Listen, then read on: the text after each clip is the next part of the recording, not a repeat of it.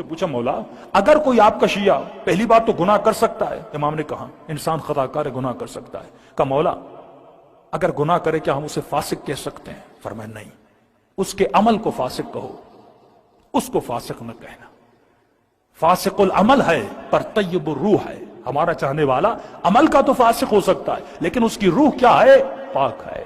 کہنے لگا مولا کیسے پتا چلے وہ آپ کا حقیقی شیعہ ہے؟ فرمایا اگر گناہ کرنے کے بعد اس کے چہرے پہ ندامت کو دیکھو، پشیمانی کو دیکھو تو سمجھ جانا ہمارا ہے، لیکن اگر گناہ کرنے کے بعد گناہ کی لذت اس کے وجود میں باقی رہے۔ کسی نے پوچھا مولا توبہ کب قبول ہوتی ہے؟ امام نے فرمایا تمہاری توبہ تب قبول ہوگی جب تو توبہ کرنے بیٹھے، فار ایگزامپل دعائے کمیل میں توبہ کرنے بیٹھے، جس گناہ سے توبہ کر رہا ہے اگر اس گناہ کی لذت تمہارے وجود میں باقی ہے تو سمجھ جانا تمہاری توبہ قبول نہیں ہوئی۔ جب تک اس گناہ کی نفرت تمہارے دل میں نہیں آتی فرمایا تب تک تمہاری توبہ قبول نہیں ہوتی۔ تو پہلی نشانی فرمایا اگر گناہ کرے تو پشیمانی اس کے وجود میں ہو، جب تک پشیمانی نہیں ہے فرمایا تب تک یہ ہمارا شیعہ نہیں ہے اور مقابلے میں آ سکتا ہے۔ دوسری چیز معصوم فرماتے ہیں، فرمایا کچھ ایسی عادتیں، کچھ ایسے گناہ انسان کے وجود میں ہوتے ہیں جو گناہ ان کو اولیاء خدا سے دور کر دیتے ہیں۔ یہ گناہ ایک ایسی کثافت ہے، ایک ایسی نجاست ہے جو لوگوں کو اہل بیت سے دور کرتی تھی۔ یعنی جس طرح میگنیٹ ہوتا ہے، اگر آپ کے وجود میں گناہ ہے، قرآن کہتا ہے انما یرید اللہ لیذھب عنکم الرجس اہل البیت ویطہرکم تطہیرا، کہ اہل بیت کو ہر طرح کی رجس اور نجاست سے دور کیا۔ اگر نجاست میرے وجود میں آئے، اگر جھوٹ کی نجاست میرے وجود میں آئے، اگر بغض و نفاق و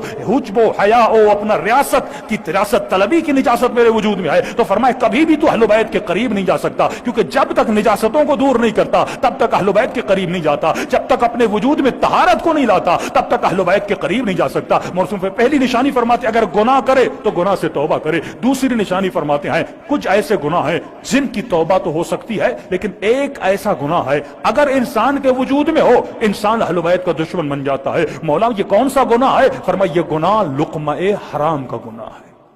اگر حرام کا لقمہ کسی کے پیٹ میں جائے فرمایا اس گناہ کی نجاست اتنی بڑی ہے کیونکہ اللہ نے کچھ گناہوں کو چھپا کے رکھا ہے، اگر وہ گناہ کسی کے وجود میں آ جائے تو فرمایا اس کی توبہ قبول نہیں ہوتی، اس کی عبادت قبول نہیں ہوتی، 40 دن نماز شب پڑھے لیکن اس کی نماز شب قبول نہیں ہوتی کیونکہ اس کے وجود میں لقمہ حرام ہے۔ حرام کے لقمے سے بڑے ایک ایران کا بہت بڑا مجتہد تھا، کسی بہت بڑے شیعہ سے ملنے گیا، یہ شیعہ ان سے ملے، ان کے سامنے سفرہ لگایا، انہوں نے کھانا کھایا، کھانا کھانے کے بعد انہوں نے قبلہ کے سامنے ایک فائل لائی کہ قبلہ بہت سارے مکان ہیں اوقاف کے جو لوگ زمینوں کو وقف کرتے ہیں، ایک زمین ہے اگر آپ سائن کر دیں اس پہ بڑا اختلاف ہے، یہ ون سائیڈڈ ہو جائے گی، ہمارے ہاتھوں میں آ جائے گی۔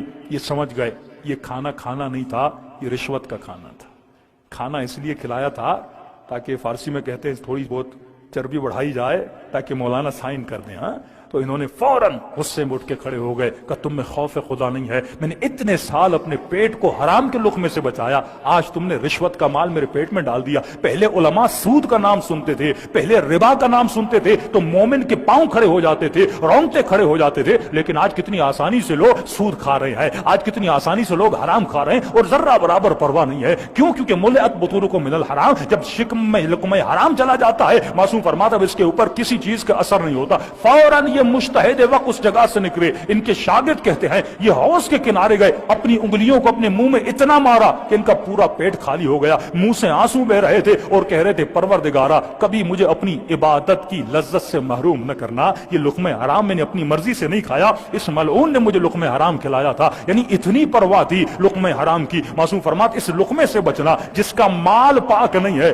ہمارے مال کو پاک کرنے کے لیے کہا خمس دو، ہمارے مال کو پاک کرنے کے لیے کہا ایسی جاب کو اختیار کرنا، ایسے پیسے کو اپنے گھر میں لانا، ایسی غذا کو اپنے سفرے پہ لانا کہ جب یہ تمہارے بچے اس غذا کو کھائیں، کتنے سال زندگی میں رہو گے لیکن اگر دنیا سے چلے جاؤ گے، اگر حلال کا مال اپنے بچوں کو سفرے پہ نہیں رکھا، کل مر جاؤ گے، یہ بچے اس مال سے کیا کریں گے؟ اگر عیاشی کریں گے، اگر گناہ کریں گے، نقصان کس سے ہوگا؟ تمہیں ہوگا۔ لیکن بچے کی تربیت ایسی کی جیسی حسین ابن علی نے کہی، اگر مر جاؤ گے یہ بچہ ایک بسم اللہ الرحمن الرحیم پڑھے گا، رسول خدا فرماتے ہیں کئی دن سے کئی مہینوں تک اس کا عذاب جہنم ختم ہو جاتا ہے بچے کے ایک بسم اللہ الرحمن الرحیم پڑھنے سے۔ صلوات پڑھے محمد و آل محمد۔